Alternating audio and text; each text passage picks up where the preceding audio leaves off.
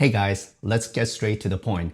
The first reason why I got the Fujifilm X100V is the simplicity. Having a fixed lens on a camera does help clearing my mind when I'm trying to go out and take photos.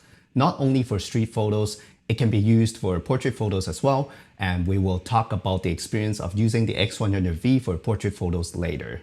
Since the X100V has a fixed 23mm f2 lens, there's simply no options for me to carry other lenses.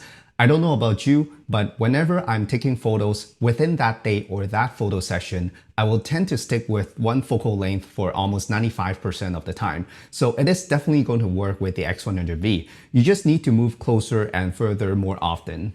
Don't get me wrong, the 23mm f2 lens is not for everyone because it is too wide to get a super dreamy background and it is too tight for abstract or ultra wide photos. Even for myself, I would rather have a 35mm f2 lens instead because that is kind of the best middle ground. Also, I still use my X Pro 2 if I need other focal lengths for other jobs. The main reason why I said it is okay for this camera is because Fujifilm is very well known for creating the vintage film look, and that's why I love using Fuji cameras. When you look at older photos, most of them don't have super blurry background and super isolating compression. You will definitely be able to get amazing film-like photos with the X100V. Another cool thing about the 23mm f2 lens on the X100V is the super close minimum focus distance. It is about 3 inches, which is very close. You will be able to create some very interesting photos with a super close-up perspective, and a lot of lenses don't have that capability, especially longer focal lengths, except the macro lenses, of course. One quick tip when you are taking super close-up photos is to stop down your aperture to something higher than f2, because if you don't, only a very thin layer of the image will be in focus because of the close distance between your camera and the subject.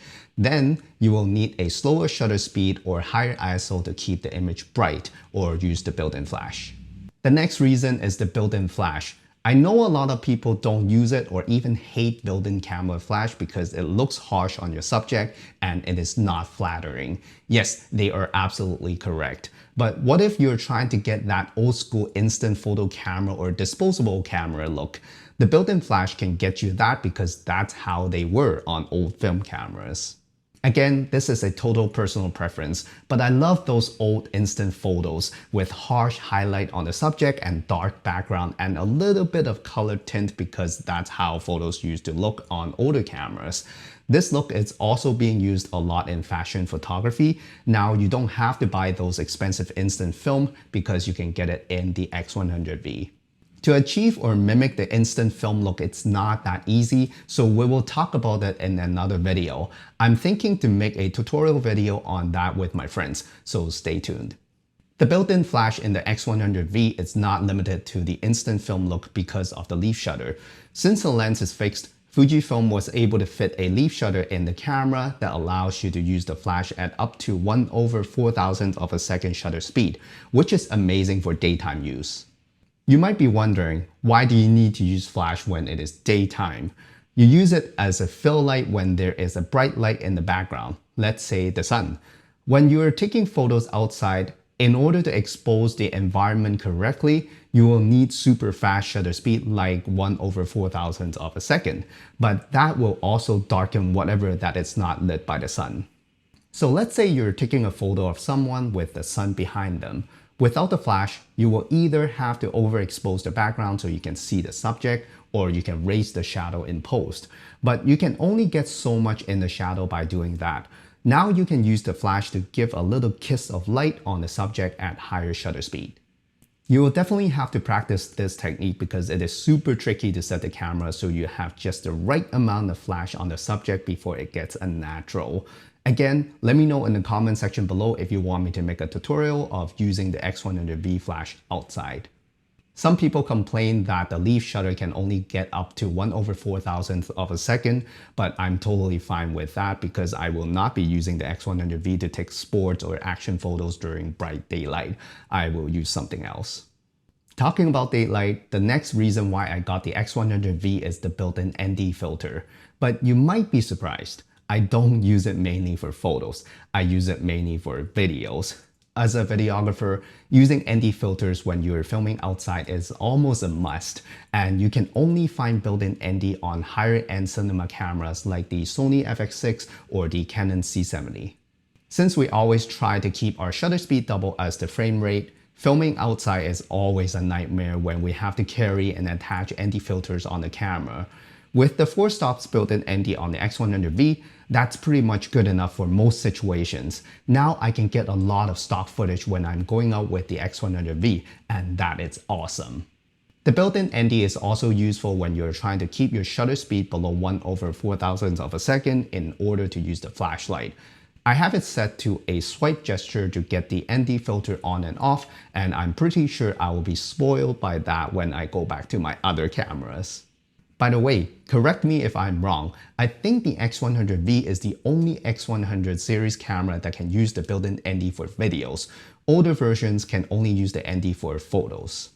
The next reason is the film simulations. You probably already know all the film simulations on the latest Fujifilm cameras.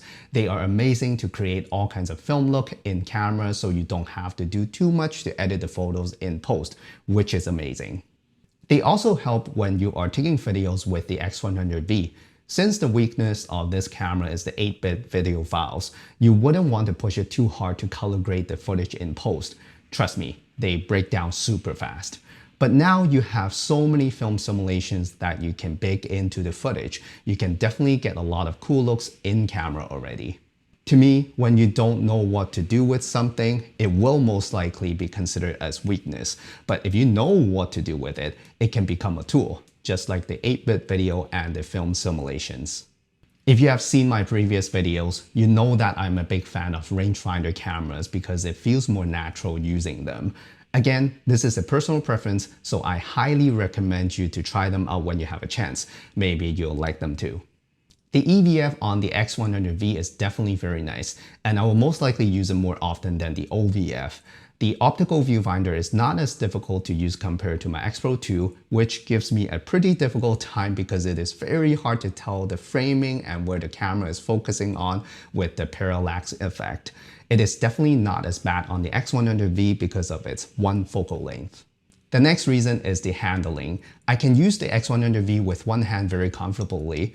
That's all I care about because if you can use a camera with one hand, it would just be easier when you're using it with two hands. The only thing I wish they did is to have the drive button closer to the right side so I can still reach it without doing hand gymnastics. The touchscreen is definitely a nice touch, pun definitely intended. I can now use it to move the focus point quickly when I'm looking through the EVF.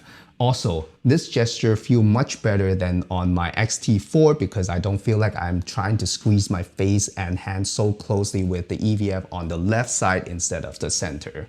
The reason why I didn't talk about image quality as one of the reasons is because you know the images coming out of the X-Trans4 sensor will be sharp and nice.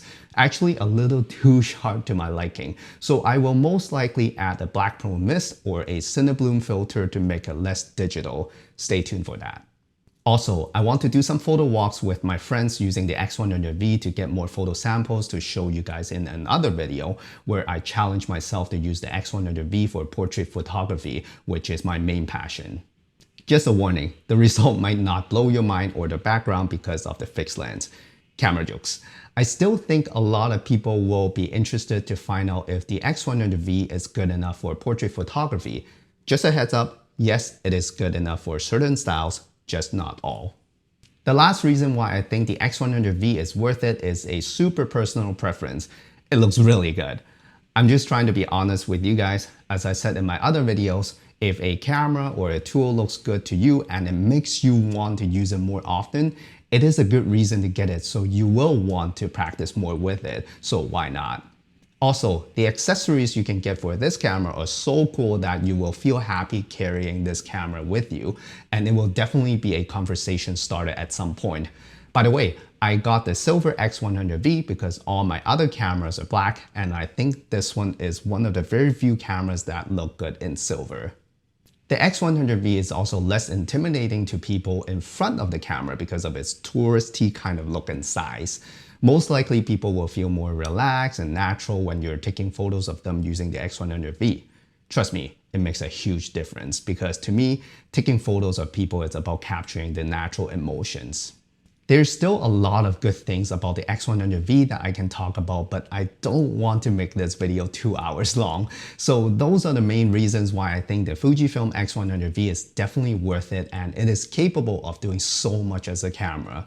To me, this is a camera that can make both the person in front and behind the camera happy, and that includes myself. Let us know what you think in the comment section below. What do you like about the X100V? Thank you so much for watching, and I'll see you in the next one.